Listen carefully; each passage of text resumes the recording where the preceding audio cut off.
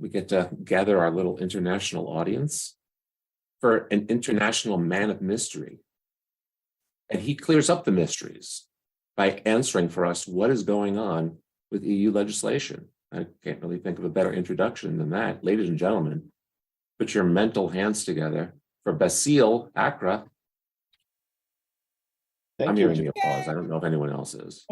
Yeah, you pronounce it perfectly. So I have practiced it. I'm tired of people saying Bassil and Bassil. You're doing a good job. No, I'm doing what I can to promote the correct pronunciation of your brand. Yeah, thank you for that. And lovely seeing everyone today. And thank you, Joe, for inviting me to give an update about actually what's happening in the EU. I think a lot of you were following the European system since many years, and it's actually a pain for most of us because it's a never-ending story.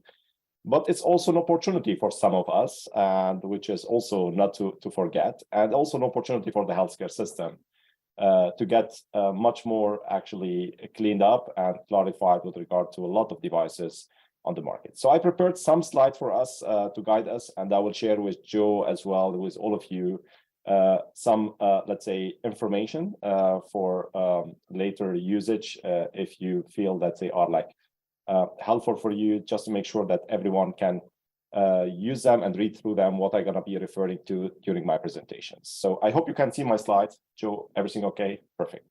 Yes. So the medical device regulation and the IVDR regulations are actually not new, but everyone keep talking about them like they are since last week published. They are published since 2017. So everything that you would have since such a long time, you would see as actually old already and long-term published regulations. So it's nothing new. The big challenge for everyone is actually that those regulations are continuously under updates, adoption, clarification.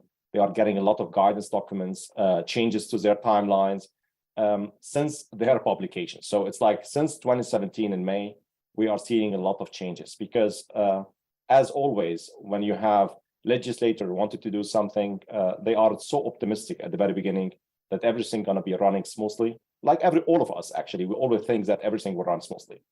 And then they publish them, they put a transition period for the MDR of 3 years.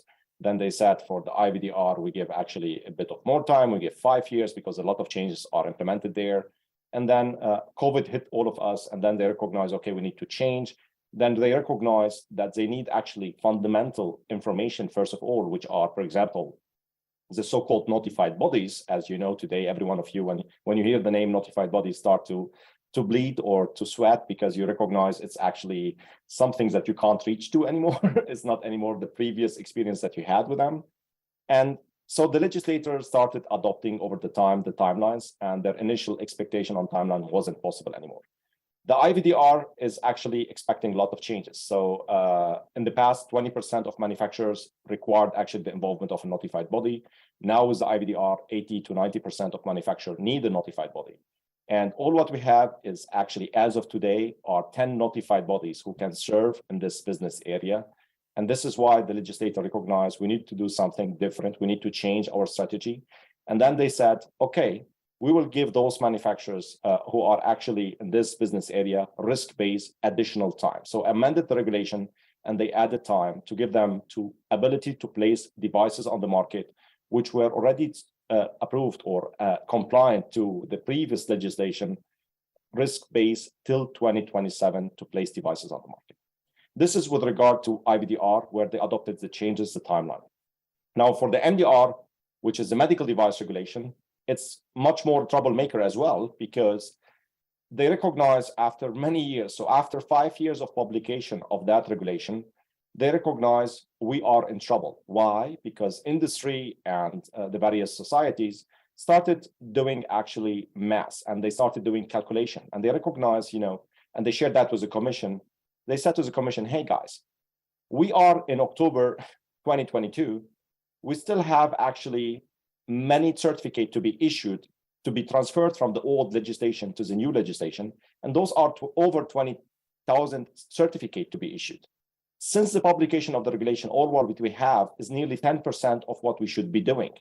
And if we count actually to the front and we look to the deadline of May 2024, we are sure we will not achieve the certification of all devices which were already on the market in Europe. And we are heading towards a big healthcare issue problem, because suddenly we will have patients, but the patient will not be able to be treated. The same thing happened with the healthcare professionals. They recognize the ones who were actually pushing towards more legislative, improvement and higher requirements, which were pushing towards the MDR and the IVDR since 2012, when the scandal happened in the EU. Those physicians recognize, oh my God, we did something wrong, because now suddenly we cannot treat our patients anymore. Suddenly we cannot treat the patients, the pediatric patients, and we can't treat also the patients who are like with limited disease, and we are facing trouble finding devices approved for our applications. So both medical device industry as well as healthcare professionals said to the legislator, guys, we need different rules. We need to rethink about what we are doing and make sure that we ensure healthcare continuity. So the Medical Device Coordination Group in Europe, which is consistent of regulators, commission, member states, and with some support and contribution of industry representation and notified body association, they start talking together and recognize we need to have derogation, we need to have special release in Europe, we need to take measures. And they looked to it and they thought, I mean, we can do that, we can create such special release, but we are talking about thousands of devices. We can't do it systematically for every device. So we need a different approach. We need to relook to regulation, we need to relook to the timeline. And then they recommended to adopt the timeline of the regulation. And they went through really an accelerated process, which started in October, and it ended now this month, mid of this month, where they finally relooked to the regulation and adopted it towards giving manufacturer additional time to place devices on the market under the previous valid certificate. And they also address certificates which were actually now invalid because of the notified body not being able to do the assessment on time, or because of the fact that the notified body was not reachable to take an application. They said manufacturers who are committed towards a new legislation, who wants to move to a new legislation, they need to fulfill specific requirement and need to show that the devices are not actually with an unacceptable risk and that they are doing some efforts toward the regulation, and they apply to a notified body and get latest by September 2024 a signed agreement, then they can make use of additional time and keep placing devices on the market. The additional point which they have done, which is very good for the market, in the initial regulation publication for both MDR and IVDR, they had a cut-off time where manufacturers were required not to sell the devices anymore, which were actually compliant to the previous directives. They were having that as a deadline in May 2025. And now this cut-off period of May 2025 was taken from both regulation away. So every device which was actually transferred of its ownership to a European entity to be sold in Europe can be sold without time limitation, surely by considering the shelf life of the product. And this has to be considered by the manufacturer and the selling person, but it is actually a relief for the holistic system. So now they are thinking about actually how to ensure consistency and ensure also continuity of the healthcare system, which is a big step and an important step for the European system. What they have published recently as well is an question and answer from the European Commission to help manufacturers understand who's gonna benefit from this additional time. What I can share with you, which is very important, every one of you could benefit from that additional time if you had a valid certificate by initial date of application of the MDR, which was the 26th of May 2021. And from that date, you are actually fulfilling the additional conditions. And you have done some efforts towards the MDR, which means that you have established your quality management system to address MDR requirement. You don't need to be certified for your quality management system. You need to do the relevant task in your organization. You should be considering the initial provisions of Article 120 with regard to not introducing significant changes and so on. But also you can benefit from that additional time if you are planning to replace your device with a new generation device, which is replacing the initial device which was under the directive by a new device. Important is that you start doing some activities and you build the connection and the relationship with your notified body and sign an agreement, because a lot of measures need to be addressed to be able to benefit from this additional time. But the good thing is now you have an ability to get better project management for your product till 2027 or 2028 risk-based. Don't stop working on the task, because if you stop today, you will not get an additional chance, because now the legislator opened it for everyone. They recognize that the system doesn't work, but they will not recognize this again. So we need to make sure that we achieve that target. And if you are unsure, read the document. I will share it also with Joe to share with everyone if you don't have access to them, but they are important and would help you ensuring continuity. So in summary, what we can say, the European system is undergoing a big change since the publication of both regulation. But now we got a chance to make sure that we achieve it on time. So don't stop actually your activity towards MDR if the European Union market is important for you. The legislator gave you now more time. You are able to continuously place devices on the market and sell them off without limitation. The placing on the market is limited, and it is connected with your commitment towards European legislation. But it's a chance which need to be planned, and you need to consider what is expected from you in this legislation amendment to make sure that you can make use of this, let's say, provisions which help manufacturer keeping their business ongoing and ensuring also that the patient is still receiving the devices which are necessary for their treatment. This is a short summary about what is happening in the EU to help everyone understand the situation. And I'm happy now to open it for discussion and to answer your question if you have some with regard to the legislation and your ability to benefit from it. I last saw you in person 10 months ago when you gave a presentation on my stage, which basically said, no, I'm serious this time. You really are screwed if you haven't this and that. And wouldn't you know, they pushed it back another number of years. Mm-hmm. Why should we believe anything they say? So the point is like the legislator, they have a duty. And the duty is to protect the healthcare system, correct? So they want to make sure that the healthcare system is protected. So they will never put the patient on the risk, and they take the responsibility.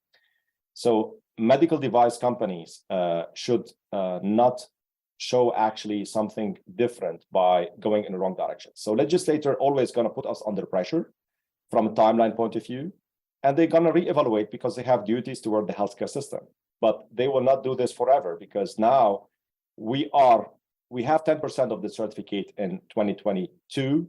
And if we're going to achieve by 2024, perhaps 60%, and the healthcare system will not be impacted, and the manufacturers will just disregard and hope that they're going to delay it again, they will reevaluate the situation. And if the situation would allow them to say, you know, you are screwed, then they will let you screw, because they will not change their mind anymore. Now they are dependent on us because we didn't do the job.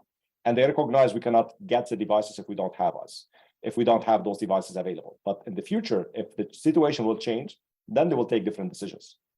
Forgive me, but what's your native tongue? What is my native tongue? So Lebanese and French. So I can't, you know, I'm no polyglot. I used to be kind of fluent in Spanish, but I've forgotten a lot of it. I have to laugh at your idiom when you translated it. You said, they will let you screw. I just thought that was very funny. So forgive me. I want to turn to Karen, who did not raise her hand. But while you were speaking, I took a quick look and I found her on LinkedIn. She is a 25-year 3M veteran. Yes. Which is like quite an achievement. And I see some of the areas in which you specialize. What did you hear in Bassil's presentation that was there any surprise in there, or do you see how it would impact, say, your former employer?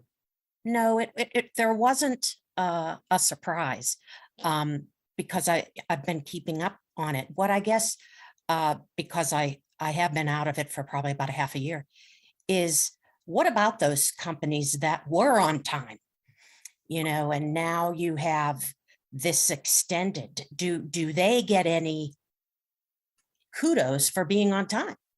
Yeah, they will also get the benefit, because if they have already the MDR certificate and they are currently facing challenges in market registration, they can still use their MDD certificate as well if they still have a valid one. So they can make use of this additional time, like the ones which are actually, let's say, already in the process, but they didn't achieve that target. So they can benefit from the same way like any other manufacturer for their MDD product, not for the MDR, because the MDR is giving them actually the market access. But for their MDD initial certificates, they can also benefit, especially for registration in other countries. Yes, okay. And I guess it's coming to me now is that you have, less jeopardy of having to throw product away. So that is a benefit, absolutely.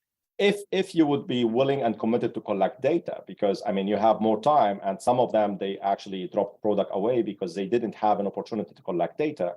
And now if they have more time and they will be able to reach that target, yes, they will benefit. But the ones who are not actually committed to the legislation, whatever you're going to give them, they will not benefit from it. Right. Okay.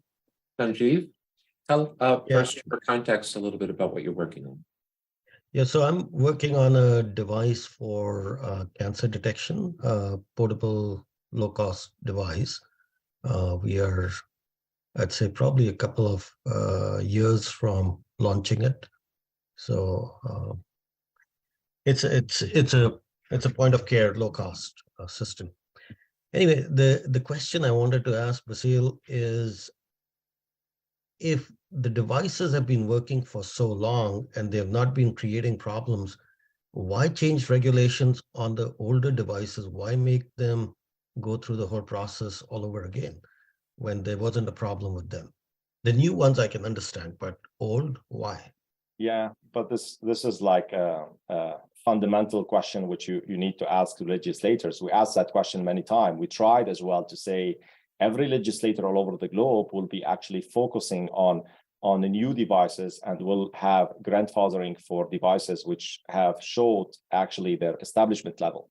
But they didn't care. They said, actually, we are seeing a lot of devices which are since many years on the market creating troubles. So they decided to say, we need to re-clean the market and re-evaluate the market, and we're going to start it from scratch. Because and there were some examples where they could see actually that legacy devices weren't actually that good. It's not, I agree with you, some devices might fall in that category, and this should be like a possibility.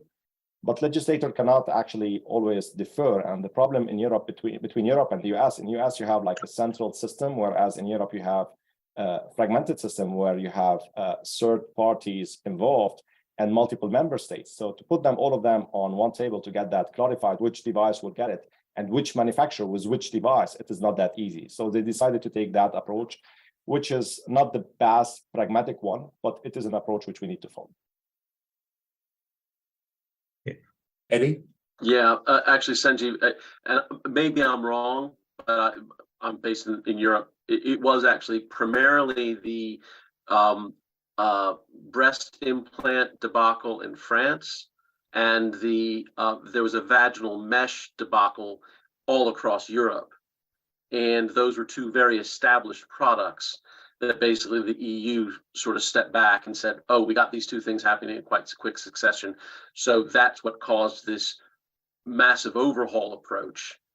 But fundamentally, because they're good legislators, but not good practitioners, they try to do it all at once. Yeah, but it's not just the breast implant scandal. No, it's not just those, but those were... The legislation changed since 2008, before the scandal happened. The scandal was actually an accelerator for all these activities, and this is why we have them. And those devices were not consistently perhaps reviewed. And even with the new regulation, you will never avoid a breast implant scandal because it was a fraud, and you will not be able with the regulation to change like such a situation and get it under control. Mm-hmm. Martin? We have to see that the regulation came in at a time when a lot of things were out of date. Standards. I actually did a remediation of a combination product which didn't have to have CE mark under the old legislation, but did. But when it got to the risk management, it wasn't usable. So we have to see there's a load of legacy devices out there that don't necessarily have supporting clinical evidence or sufficiently supporting clinical evidence, and do not have sufficient risk management behind them to say they are of a state-of-the-art level of safety. And we must realize there are only two requirements to put a product into the market anywhere in the world, and that is safety and efficacy. It's only two. This And is money. not a big call. Yeah. Yeah. And lots of money. Yeah, I think, you know, it's like at the end, we are guilty for this kind of situation, and I'm referring to we as medical device industry as well as IVD. We saw an opportunity and we misused that opportunity in the past. And the fact is, legislator will never overregulate if the system is running and is under control. Now, everyone tried, because the system was allowing to go through an easier pathway where you can compare via equivalency to other devices and avoid collection of clinical data. Now, everyone started to compare to another device and not doing anymore their bench, not doing anymore their preclinical, also not the clinical, not the post-market. And this became actually the problem that you have a majority of manufacturers going into that direction. And this led to some identification during, let's say, audit assessment of authorities, which pushed regulators to say it can't continue like that. And I'm not saying that every manufacturer did it, but we had some manufacturer going into that pathway, which created the trouble. And this is why, at the end, the legislator overregulated. Michelle? He is on and off mute. Okay. Hi, Bassil. Hi, Michelle. So some of the people I talked to about the true effects and benefits or drawbacks of the possible delay mentioned that they think that this could cause a bias in the timeline, because the notified bodies are already under so much pressure in terms of capacity. Now they've got one set of constraints for one risk level of device and a separate longer set of constraints for the lower risk devices. So what is the likelihood that somebody that might have done their due diligence already have been in queue earlier with, say, a class 2 or a class 1S or something, a lower risk, and then somebody came in after them with a class 3 device, so they got in line later, but they could get their product approved first because they have a constraint that is a year tighter than the person who was, making the effort to do the right thing at the right time. I mean, notified bodies will not use the same resources for the various classes and the various devices. They need to have actually various competence involved in the process. And according to the requirement, they should not disadvantage any application. And this has to be planned accordingly and communicated with the manufacturer on time. So I think at the end, what I recommend to everyone, you need to plan your project and disclose it timely to your notified body if you want to succeed. If you do not have that initial and clear communication on your project, then you will be in such a situation, like you mentioned, that someone will be actually on a long lane and not being able to get their assessment done on time. But today, I can tell you, I have many notified bodies calling me and saying, we have actually capacity, so why are manufacturers not submitting? So I know that there are a lot of notified bodies now available to take applications. And we should not always complain generally if we didn't do our job as manufacturer and industry to apply and to communicate our needs on time.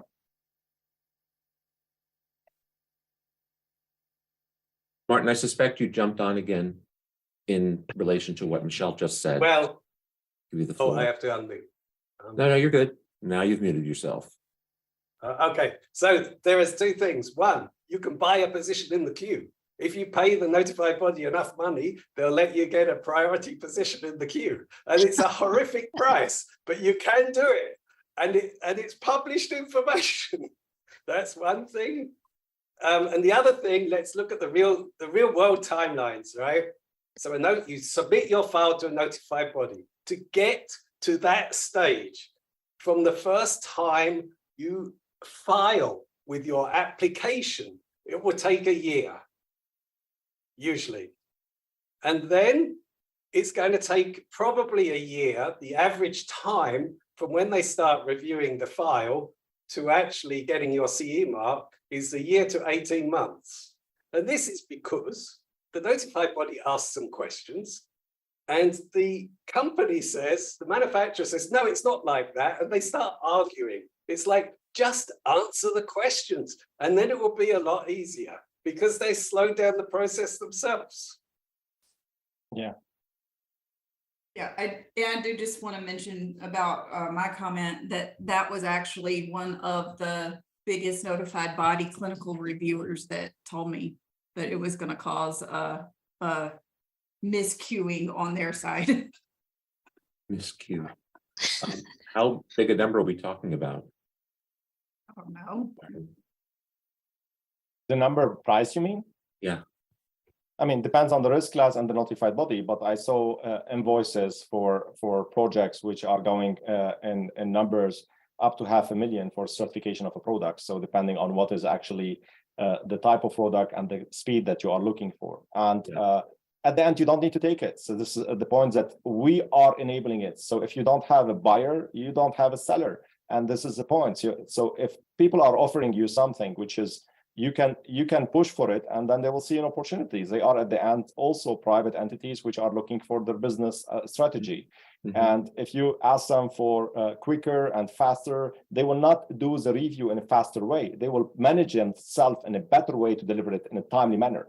This is an important point because per duties, they have to spend the same time on the assessment, but they will reorganize themselves and put themselves perhaps on a burden to deliver it in that week. But they will charge you for this task of reorganizing, project managing, a crazy amount, let's say a crazy number of money which you have to pay. But if you are willing, they will sell it to you. Why not? So it's a business model which they are using. I worked for a direct marketing company in 1993 where I met a gentleman named Dick Slade. And I've always remembered he wrote this up for me, and I actually recently found it. He introduced me to the thought of good, cheap, and fast. Pick any two. So the people who waited and need to pay for fast, that they don't get cheap and good still. Yeah. Goldie, you're joining us for the first time. Give the folks at home a little background about where you've been and what you're doing now. Wow.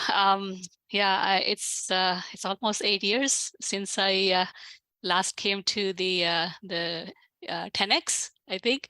So I'm in regulatory strategy part of the business. I have worked for corporations, and my last 10 years with a startup company.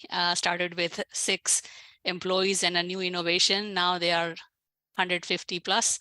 And evaluation is very high. At the high point, I decided that a decade is enough. Let's do something on my own. So I resigned, and now I am a regulatory strategist for most focus on startups. I think I have learned so much over a decade from bringing a new technology in several markets, doing clinical trials and stuff like that. So there's a lot of learning that can be shared. So that's what I'm doing now. And I have a question regarding the database. MHRA database was updated, I think, and many companies have uploaded their documents there. What's the impact with this extension? On MHRA, on UK? Yeah, the UK just recently communicated acceptance of the extension of the certificate given by the European Union, the same like Switzerland as well.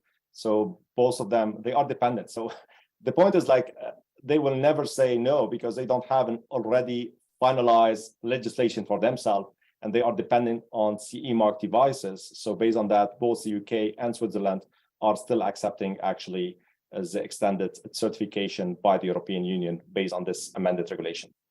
So this database will be like will be modified or allowing companies to update information. Do you know anything about that?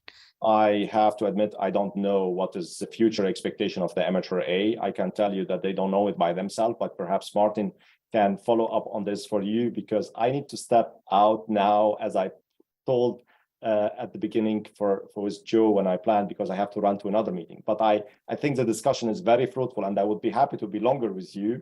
I just have an urgent meeting where I have to rescue another manufacturer. So therefore, I would like to say to all of you, if you want to continue, I'm happy to come back to the next meeting with Joe. And I'm pretty sure we have a lot of nice discussion like that. Thank you, Joe, again, for hosting me and inviting me to be here, and looking forward for next events. So when you say, when you say, if you want to have me back, The answer is yes.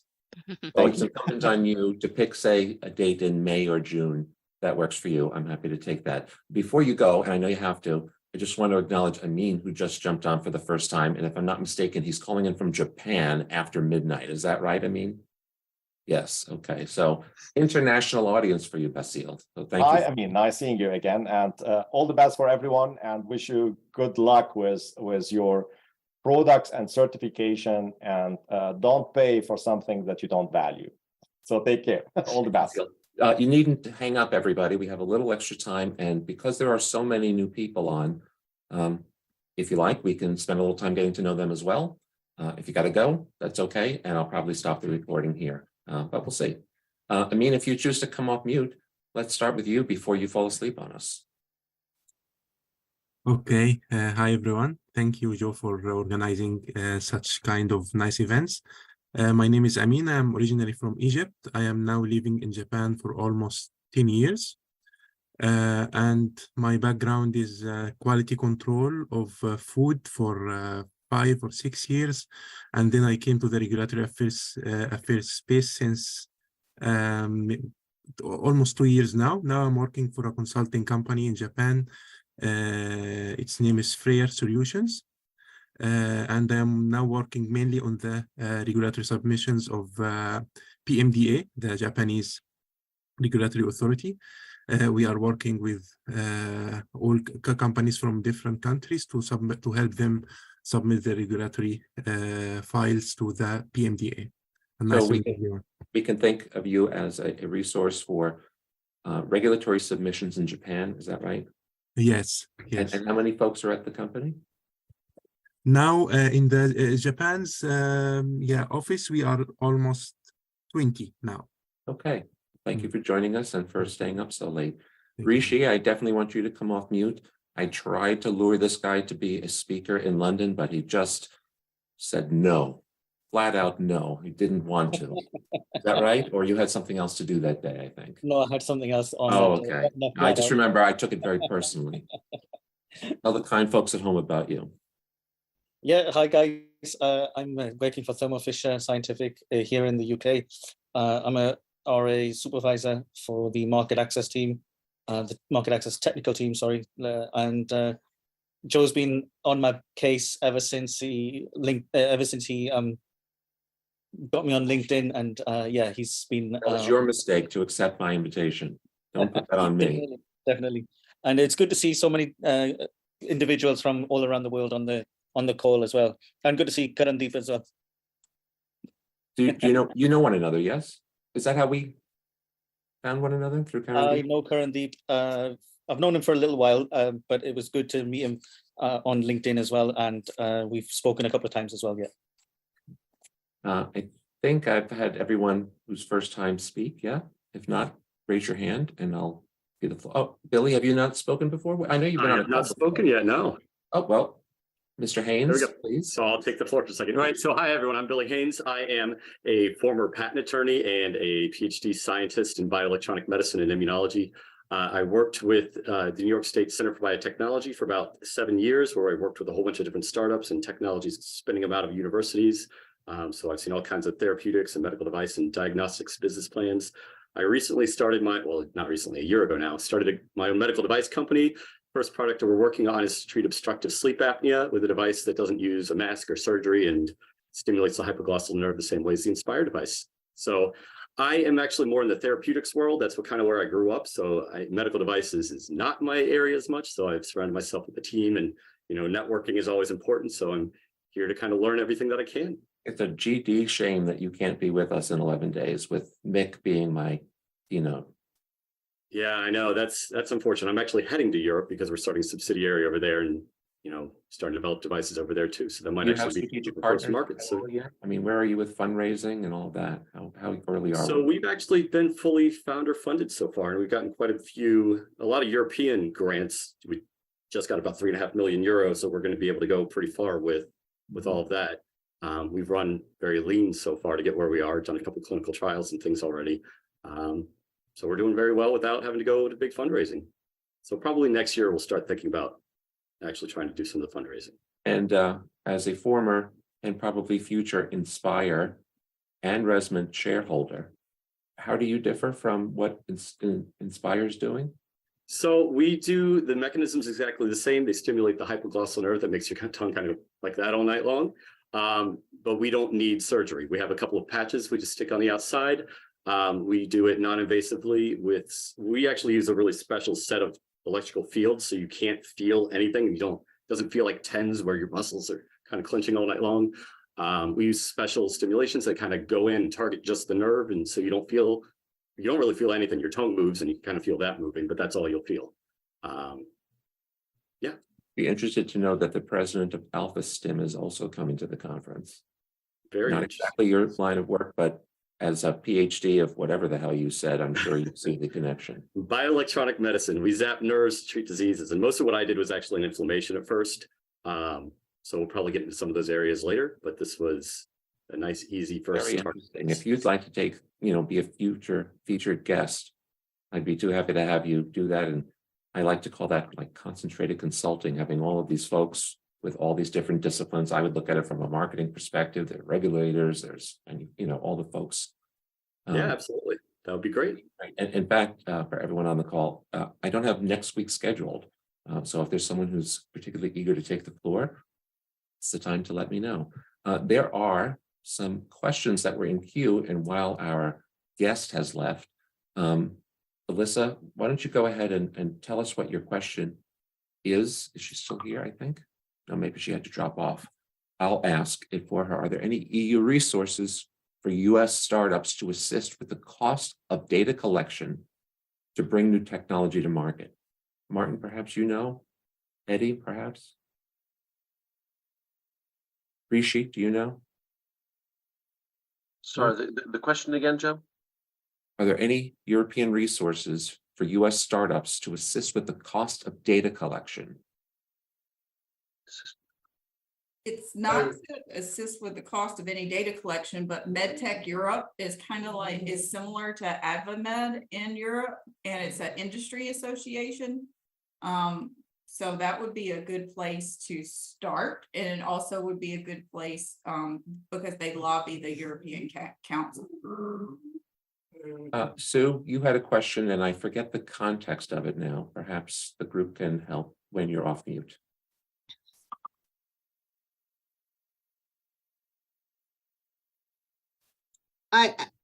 What if a big needle company goes to Europe and wants to get on the queue? How quick can they get on the queue if they've got the money? Martin, I think you'd be closest to being able to answer that.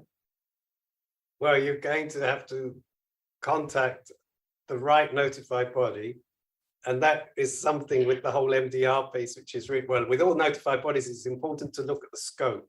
There's a database called the NANDO database, and you can see the scopes of each notified body. You need to find the notified body with that in their scope, and you need to apply to them. And then you're going to get a timeline coming back. But you should plan a year. And then at that point in time, you're going to have your QMS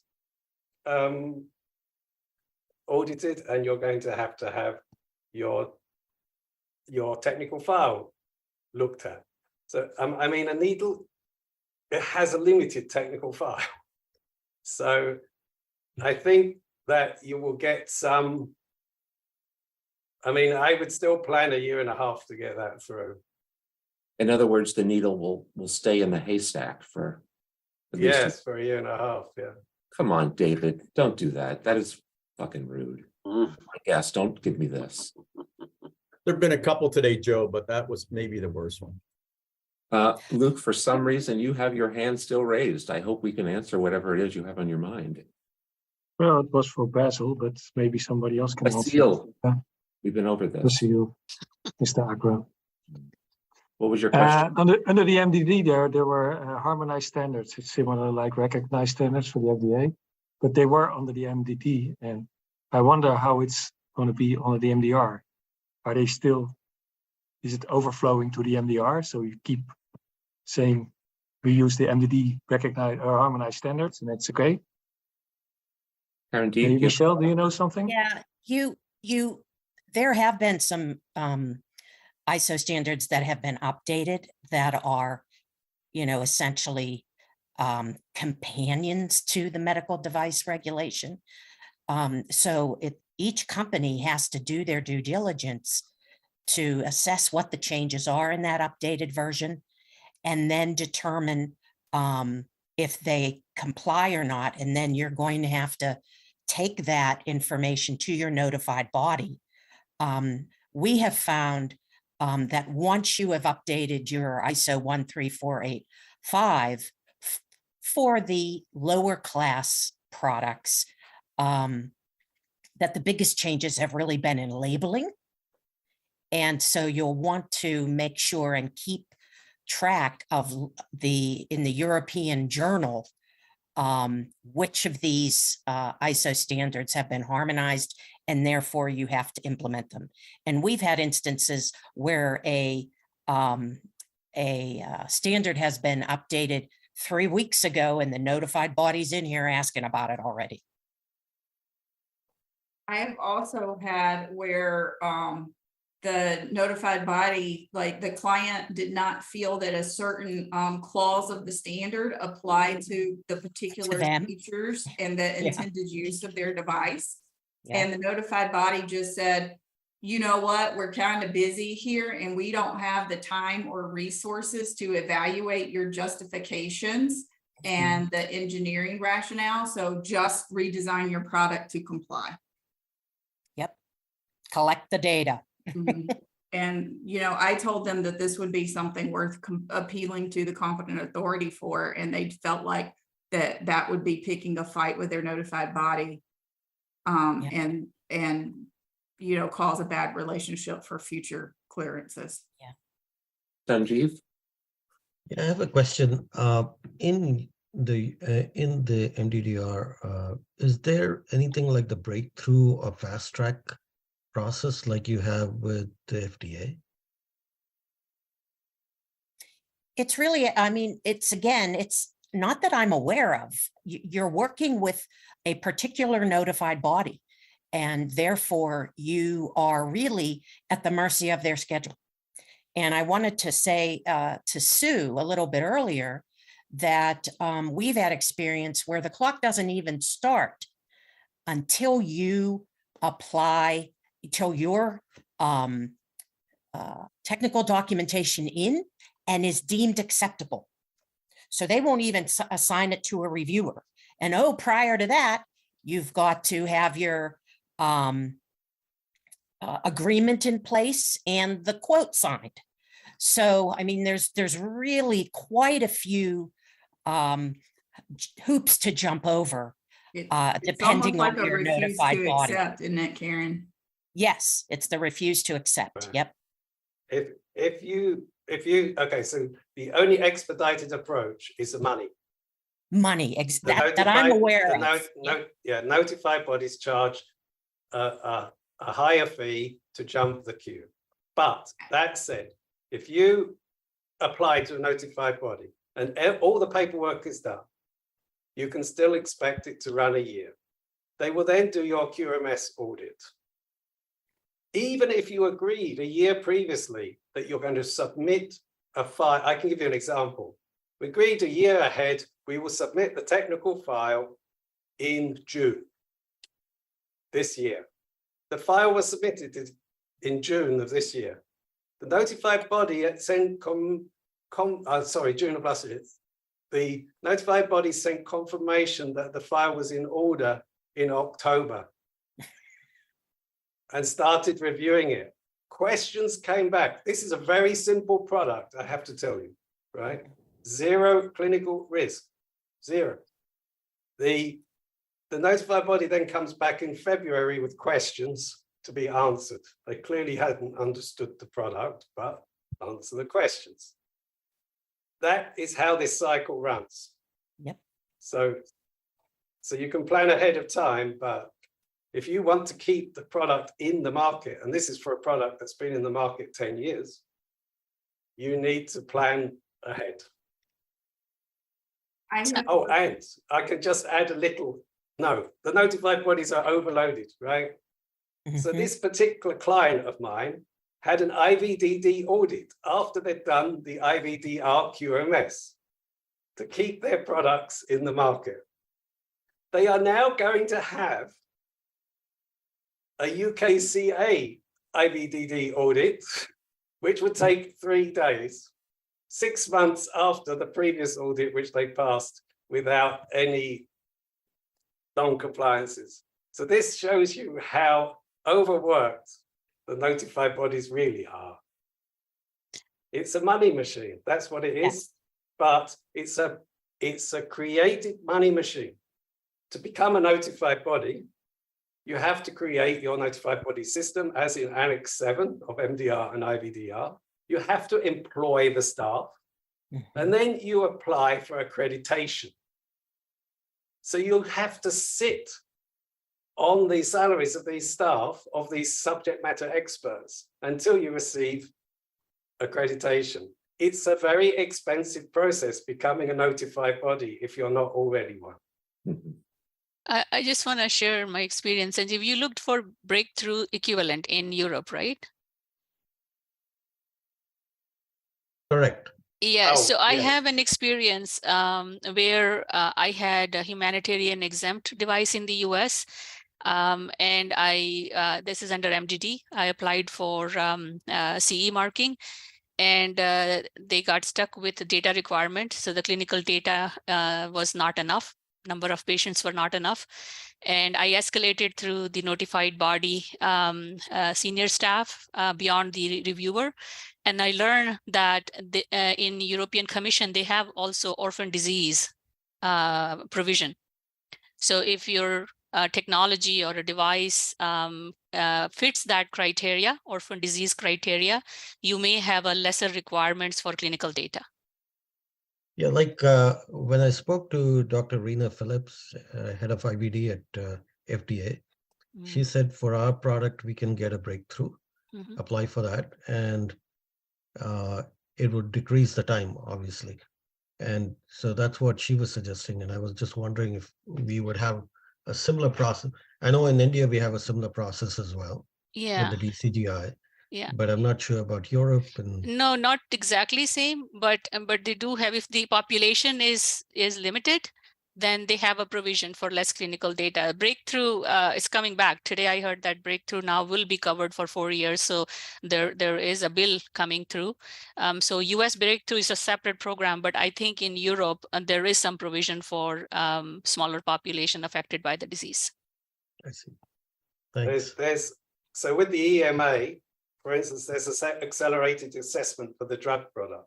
The problem you have, or the challenge you have, is that the devices are assessed separately by the notified body. So the EMA expects you to make the submission with a CE marked device. That is the challenge.